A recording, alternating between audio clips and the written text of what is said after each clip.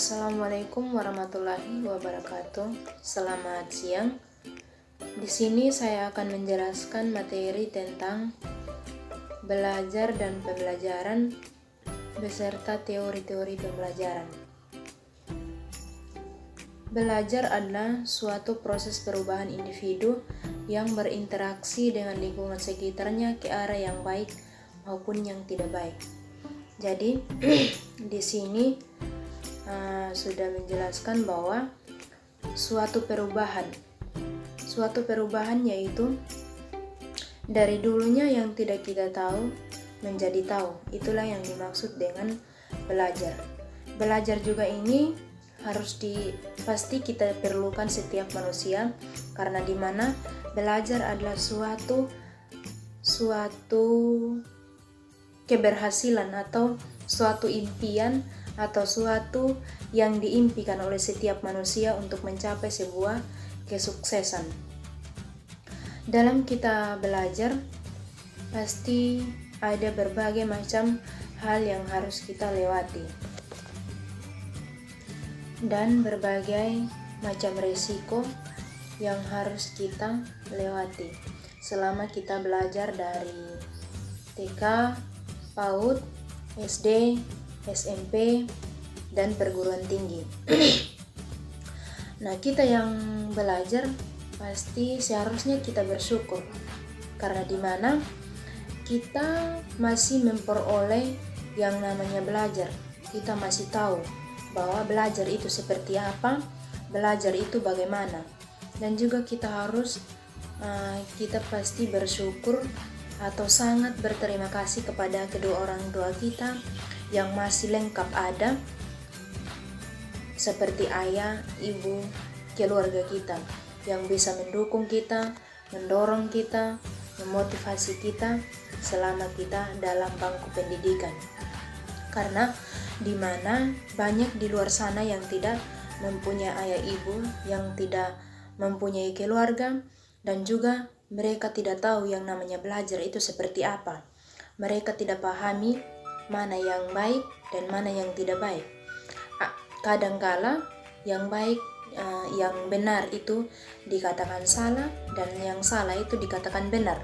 Tapi kalau kita yang sudah mempunyai pengetahuan atau kita yang sudah mempunyai ilmu pengetahuan yang lebih tinggi, kita tahu bahwa yang benar itu yang mana dan yang salah itu yang mana. Belajar juga ini dibantu oleh bimbingan guru, bantuan guru, arahan guru. Nah, bimbingan bantuan ini seperti guru membantu kita dalam belajar.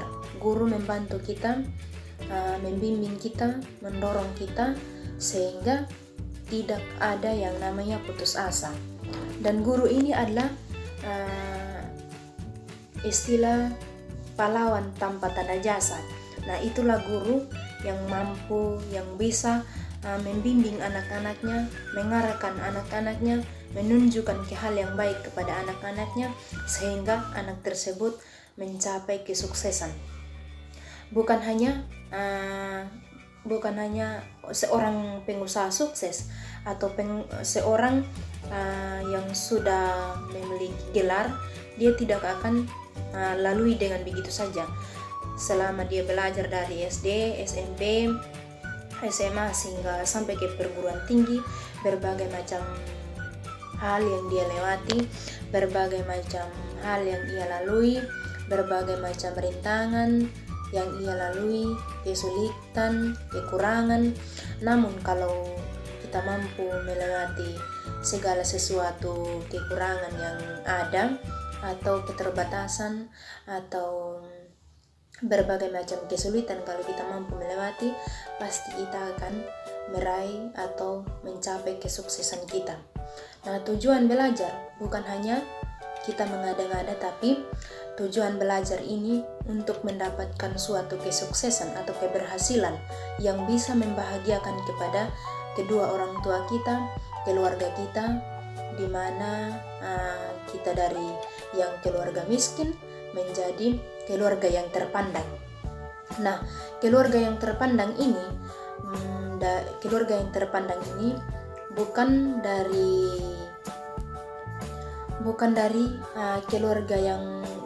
keluarga kaya begitu, bukan, tapi keluarga yang dimaksud dengan keluarga terpandang adalah anaknya itu berhasil meraih atau berhasil merubah hidupnya dari nasibnya yang dulunya itu miskin menjadi, karena dengan adanya anaknya yang bisa merubah hidup mereka, yang bisa merubah keadaan mereka, akan menjadi lebih baik lagi. Belajar juga ini pasti kita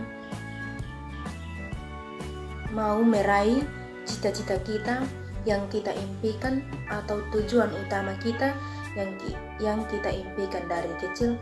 Nanti setelah saya masuk ke perguruan tinggi, saya akan masuk ke jurusan ini, saya akan masuk ke jurusan itu. Berbagai macam pemikiran atau cita-cita yang kita impikan, dan pada suatu saat kita akan menentukan bahwa jurusan apa yang kita tempati atau jurusan apa yang harus kita ambil dan bisa untuk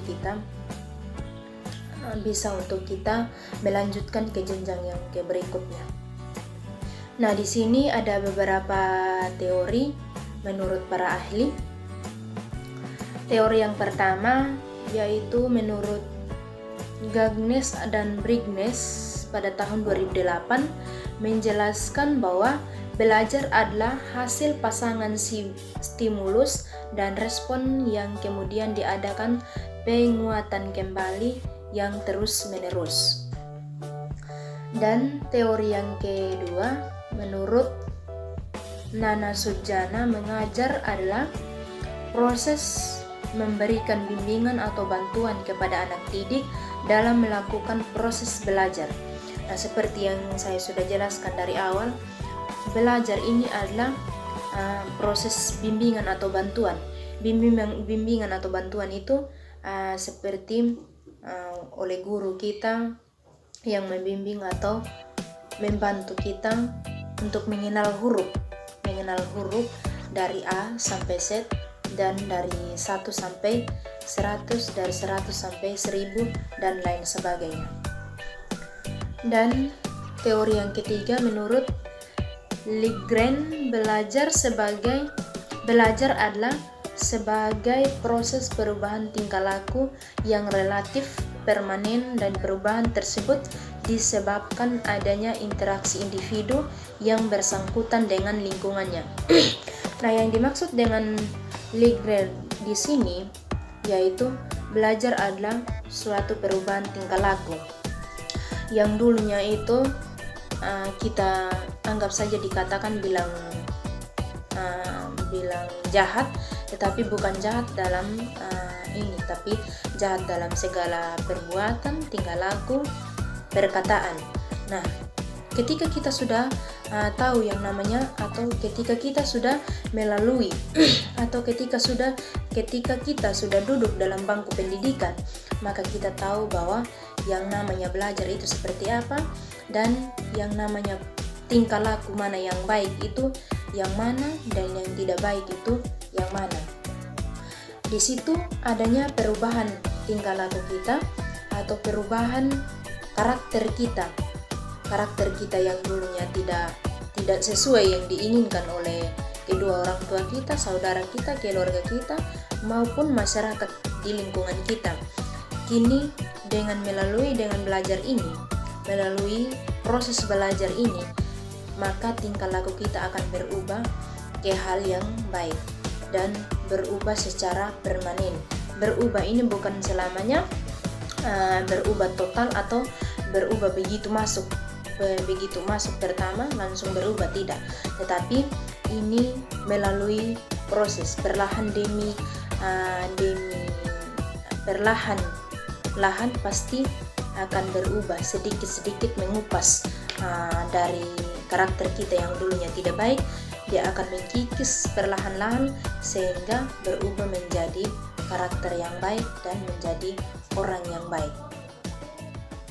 Dan teori yang ketiga menurut Haynes pada pada tahun 1999 mengatakan bahwa belajar adalah proses aktivitas pengembangan pengetahuan, keterampilan atau sikap sebagai interaksi seseorang dengan informasi dan lingkungannya, sehingga dalam proses belajar diperlukan pemilihan, penyusunan, dan penyampaian informasi dalam lingkungan yang sesuai dan melalui interaksi belajar dengan lingkungannya. Nah, yang dimaksud dengan Haynes pada belajar ini adalah pengembangan pengetahuan. Nah, semakin hari kita belajar, semakin hari kita mengikuti hal-hal yang baik.